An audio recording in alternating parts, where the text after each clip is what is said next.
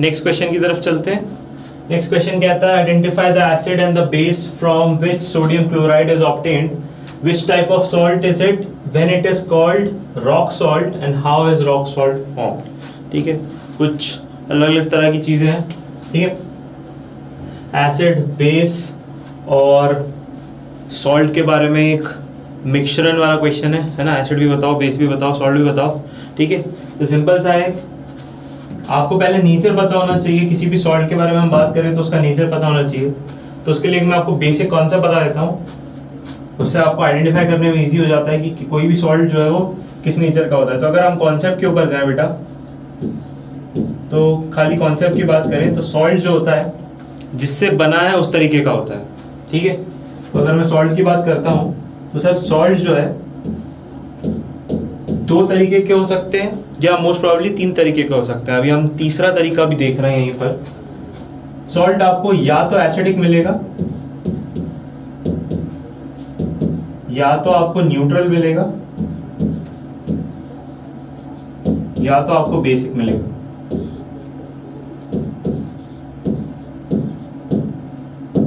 हम इसका फॉर्मेशन भी देखेंगे। ठीक है, अब एक मैच के बारे में बात करो कि सर एक मैच हो रहा है, दो रेसलर्स हैं। अब दोनों रेसलर्स जो हैं वो दोनों ताकतवर हैं,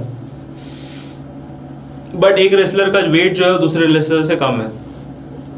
ठीक है, और जो सामने वाला रेसलर है वो भारी पड़ रहा है दूसरे वाले रेसलर के ऊपर। ठीक है, तो आप ये सोच सकते हो कि जीत किसकी होगी। सर अगर ऐसे अंदाज़ा लगाएं तो जो भारी वाला रेसलर है यानी जिसका वेट ज़्यादा है उसकी जीत के आसार थोड़े से ज़्यादा लग रहे हैं पहले वाले रेसलर के। ठीक है, तो समझ लो कि वो जीत गया।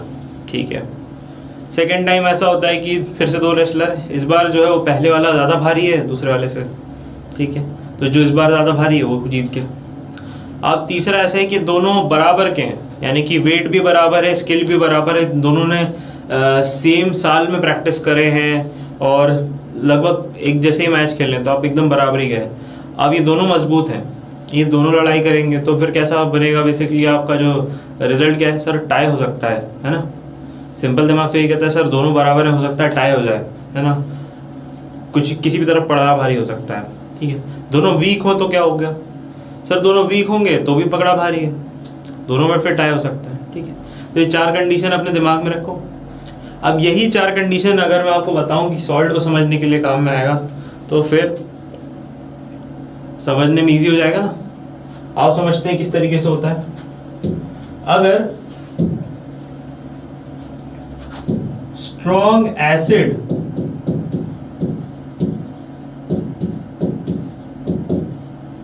एसिड अगर वीक बेस के साथ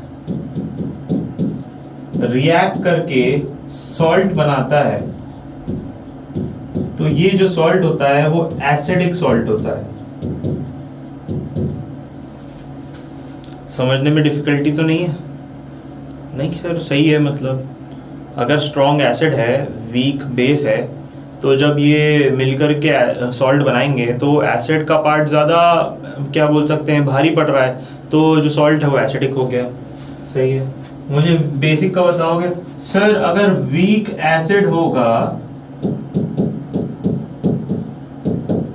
और वीक एसिड के साथ अगर आप मिला दो स्ट्रॉन्ग बेस को,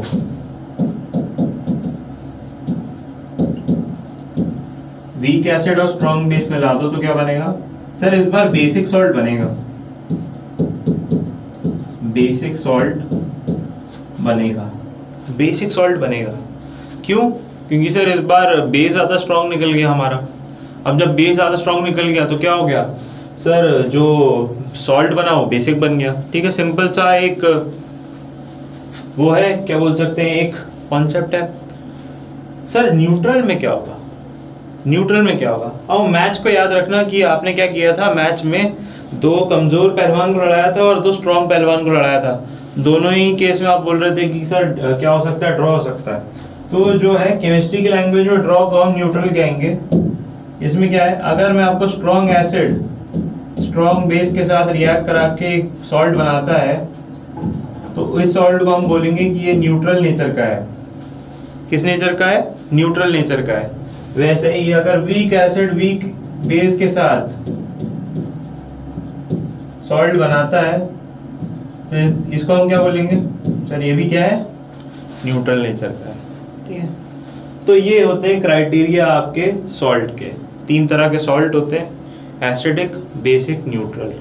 तीनों को हमने समझ लिया है कि कौन सा क्या दिखता है। स्ट्रॉन्ग एसिड वीक बेस बना के एसिडिक सॉल्ट बनाएगा, स्ट्रॉन्ग एसिड स्ट्रॉन्ग बेस बना करके सॉल्ट बनाएगा, न्यूट्रल बनेगा। Weak acid weak base salt बनाएगा, न्यूट्रल बनेगा।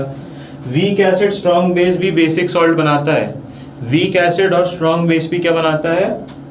बेसिक सॉल्ट बनाता है। तो ये इस तरह की क्या है आपका, बेसिकली इस तरह का क्या है, ये आपका एक जनरल फ्लो है।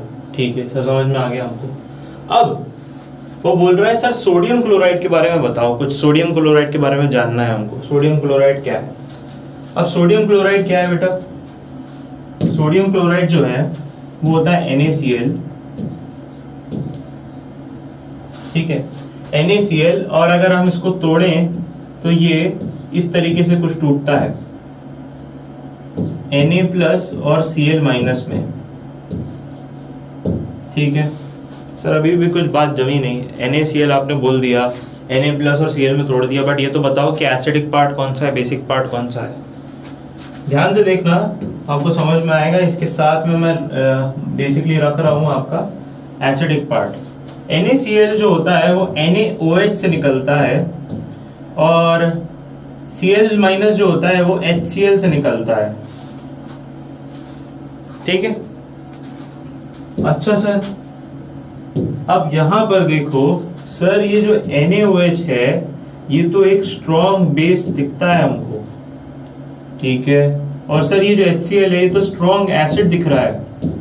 अब जब एक स्ट्रॉन्ग बेस एक स्ट्रॉन्ग एसिड है तो क्या हो गया सर? सर ये जो सॉल्ट हो गया वो किस नेचर का हो गया? न्यूट्रल।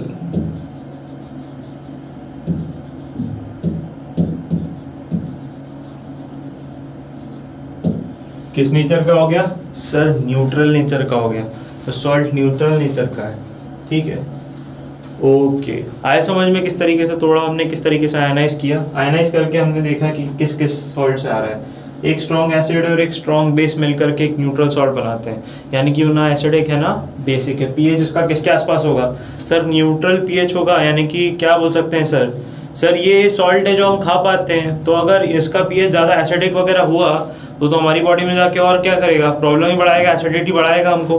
तो हम ये जो सॉल्ट खा रहे हैं ये नॉर्मल, अगर हम टेम्परेचर बेसिकली नॉर्मली खाते हैं तो इसका पीएच जो होता है वो क्या होता है? पानी के बराबर, क्योंकि पानी हम पीते हैं तो भी पीएच उसी तरीके का होता है, न्यूट्रल। उस तरीके का पीएच इसका भी होता है। ठीक है, इसलिए आप इसको एडिटेबल बेसिकली खा सकते हो। अब इसी सॉल्ट को एक टाइम पर बोला जाता है रॉक सॉल्ट। इसी सॉल्ट को एक टाइम पर बोला जाता है रॉक सॉल्ट। इसी को रॉक सॉल्ट भी बोलते हैं। अब वो बोल रहा है कि रॉक सॉल्ट क्यों बोलते हैं और इसको कब बोला जाता है रॉक सॉल्ट, ये आप बताओ। ठीक है, अब पूछा है तो बताना तो पड़ेगा ही। When it is called rock salt, how is the rock salt formed? इसको कब रॉक सॉल्ट बोला जाता है और कब ये रॉक सॉल्ट फॉर्म होता है? ठीक है, इससे पहले मैं आपको एक और चीज छोटी सी बताऊंगा। एक रॉक सॉल्ट के साथ साथ एक और कॉन्सेप्ट है इसी से रिलेटेड, जिसको हम बोलते हैं, क्या बोलते हैं? Brown salt.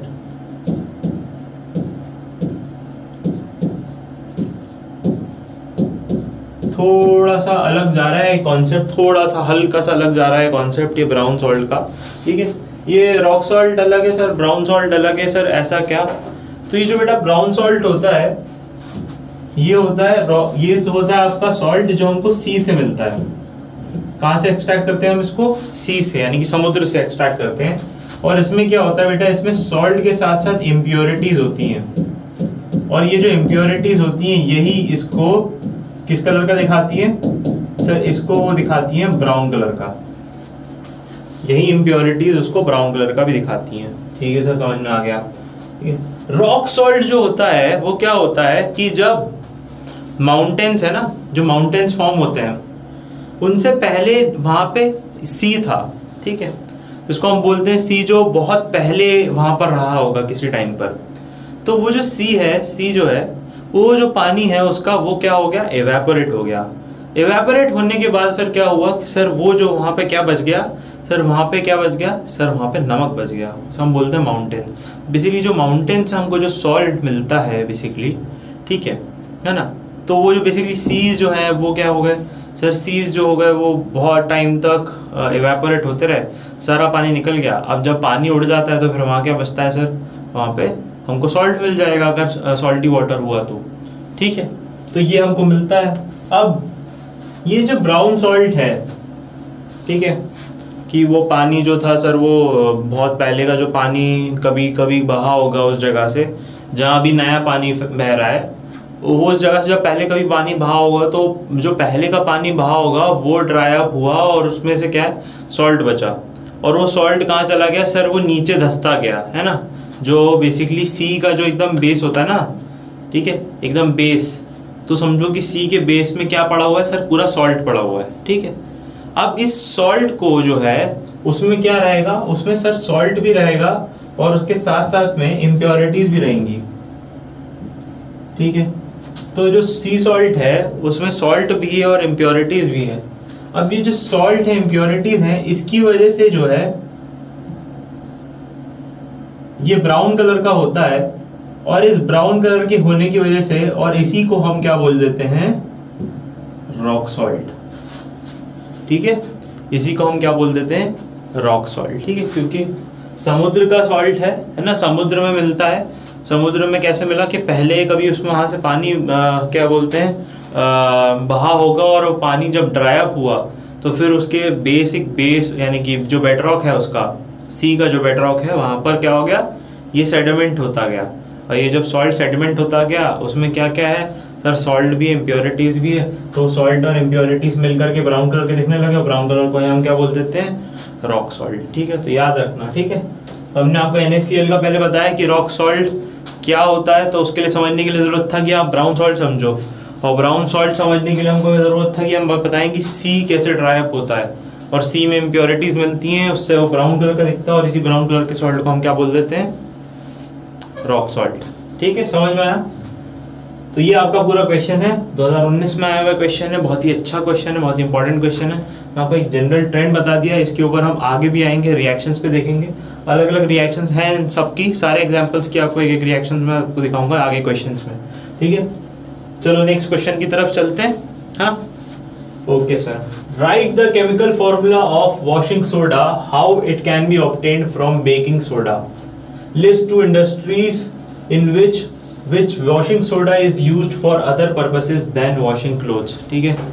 हमेशा पूछा जाने वाला सवाल, स्टेपल सवाल, बहुत बार आएगा ये सवाल, वॉशिंग सोडा के बारे में, वॉशिंग सोडा किस तरीके से बनता है उसके बारे में, बेकिंग सोडा क्या होता है, ये सब के बारे में सवाल आता ही आता है, एकदम स्टेपल सवाल है, ठीक है। देखो 2019 में भी आया हुआ क्वेश्चन है, ठीक है, पहले भी पूछा जा चुका है, रिपीटेटिव है ये बहुत क्वेश्चन, ठीक है। तो मैंने आपको बताया था इंपॉर्टेंट कंपाउंड के बारे में बताया था, वो इंपॉर्टेंट कंपाउंड्स आपको इसलिए बताई थी इंपॉर्टेंट कंपाउंड्स के बारे में कि आप उसमें से इनके बारे में थोड़ा बहुत जानकारी ले लो, क्योंकि ये क्वेश्चन बार बार आते जाएंगे, ठीक है। तो हमको इतना तो पता ही है कि कैसे बनता है सर, क्या होता है, ठीक है। एक एक करके सर चालू करते हैं, कॉन्सेप्ट पाए जाते हैं। पहले तो कॉन्सेप्ट क्या है, कॉन्सेप्ट यानी कि बेसिकली इनका रिएक्शन, ठीक है।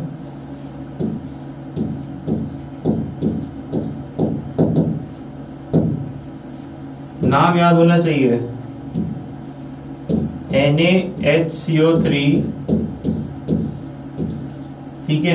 ये क्या होता है सर आपका, बेकिंग सोडा, क्या होता है ये, बेकिंग सोडा।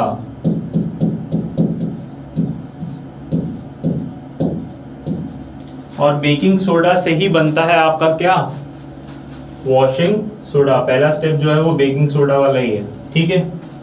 अब यहाँ पे list two industries in which washing soda is used for other purposes, चलो इसके ऊपर तो आते हैं, पहले बेकिंग सोडा से बना तो लें, ठीक है सर। बेकिंग सोडा से कैसे बनाएंगे बेटा, बेकिंग सोडा को एक तरफ रख देते हैं सर, NaHCO3, ठीक है। और इसको आप कर दो बस हीट, क्या करना है इसको सर, हीट करना है। हीट करने के बाद क्या होता है, ये टूटेगा, क्या क्या बना लेगा, सर एक तरफ CO2, ठीक है, एक तरफ H2O, और साथ ही साथ में सर एक निकाल देगा आपका Na2CO3, sodium bye carbonate.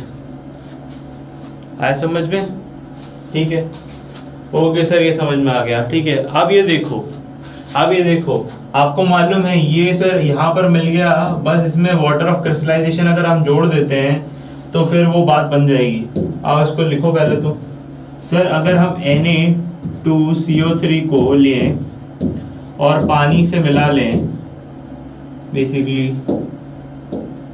H2O, ठीक है, तो क्या होगा सर, वाटर ऑफ क्रिस्टलाइजेशन के हिसाब से Na2CO3.10H2O,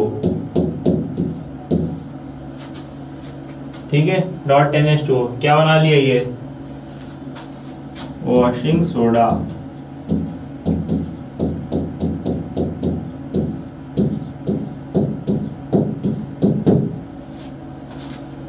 अब यहाँ पे हमने लिया सोडियम कार्बोनेट, उसको मिलाया पानी से, क्या मिल गया हमको, Na2CO3.10H2O, ठीक है, यहाँ पे 10 लिख देते हैं। ठीक है, अब ये होता है हमारा वॉशिंग सोडा।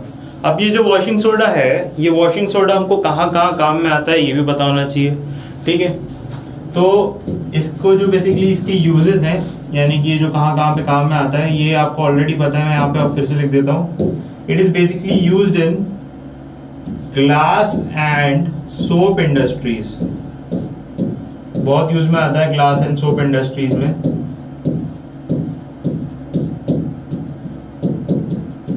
ठीक है, साथ ही साथ में पेपर इंडस्ट्री में भी काम में आता है।